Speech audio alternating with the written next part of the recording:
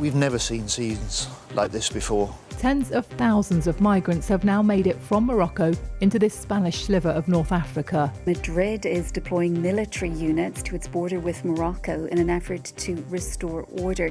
Ceuta es una ciudad española. Spain's far-right Vox party called this an invasion.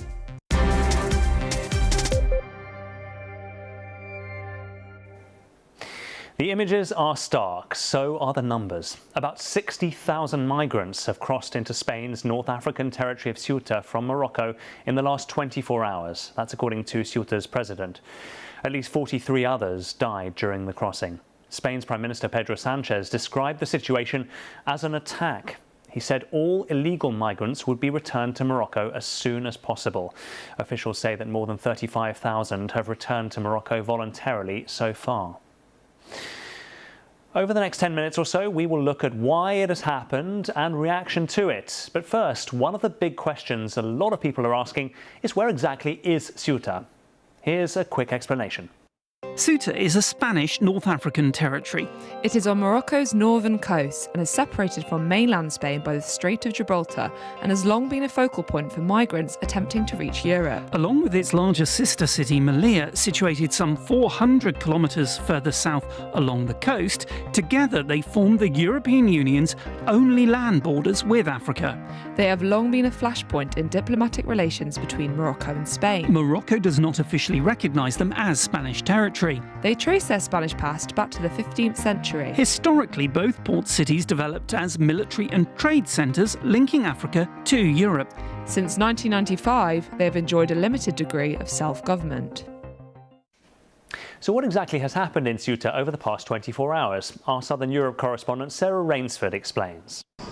These images are of thousands of migrants suddenly rushing towards Morocco's border with Ceuta, a tiny sliver of land that belongs to Spain.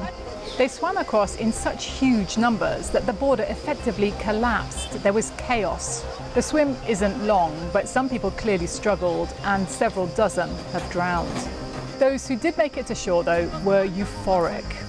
No Marruecos, viva España, viva! So why Ceuta? Well, it's a spot where Europe and Africa meet directly, a stepping stone, something on the way to a better life. It's just a few square miles in size and with around 80,000 inhabitants, so 50,000 more arriving in just one day was quite something. Spain has now sent troops and police to help keep the peace and to reinforce the border. But there are also questions about what Morocco did or didn't do to stop people crossing. Right now, it's not happy with Spain because of Spain's relations with Algeria, not a friend of Morocco. Spain's government is playing that down because it needs help from Morocco now to be able to send people back there. Many have already gone, but many thousands more are still in Ceuta and unsure of what happens next. CBS News reporter Aidan Stretch is in Ceuta and sent us this update.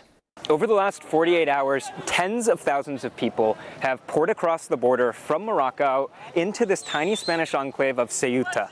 You can see many of them are now lined up here in the water, ready to come home. Many of them told us that they came here in search of jobs, of money, of food. One of them told us that he wanted to play European soccer. They haven't found that here yet. Some people that we spoke to said that they haven't been able to find food for 24 hours and are now lining up to return home voluntarily.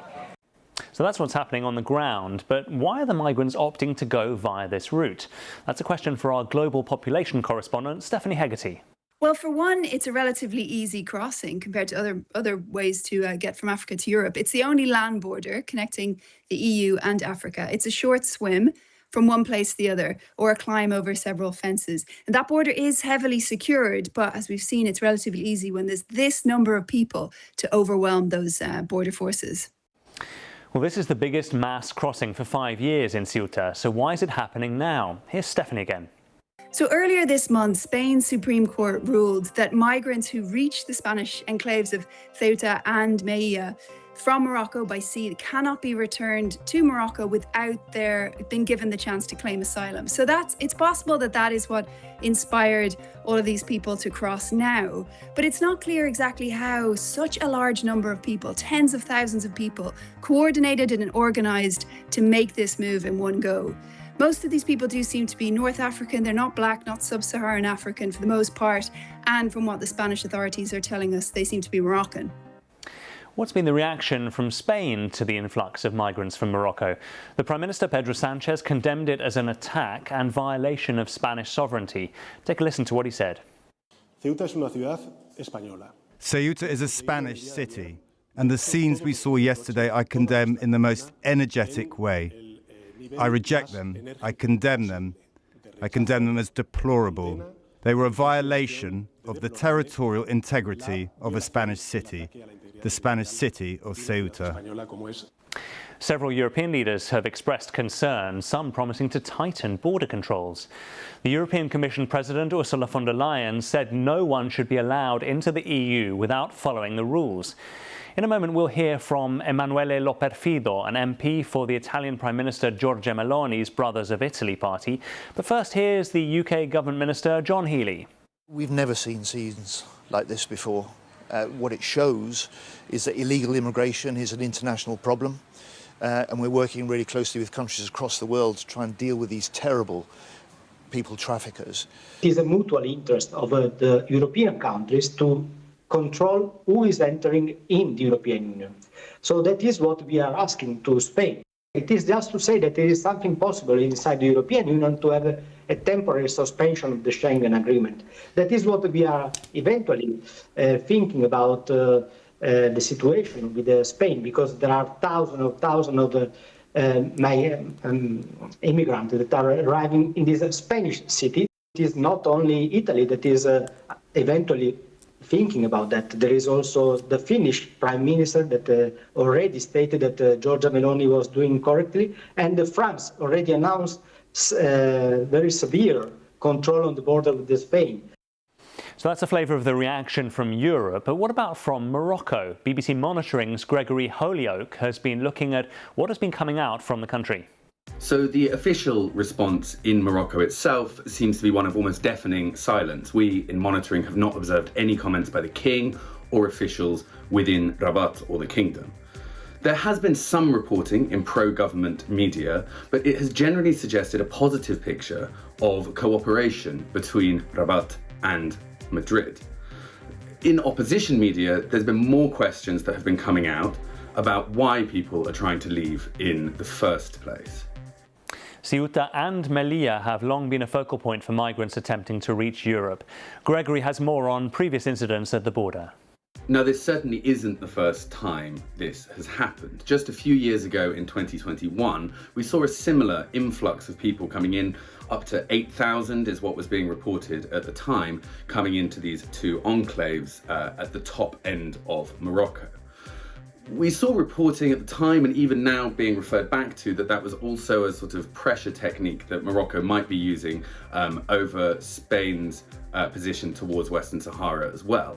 There has been a very long dispute between Spain and Morocco over sovereignty of these two areas as well.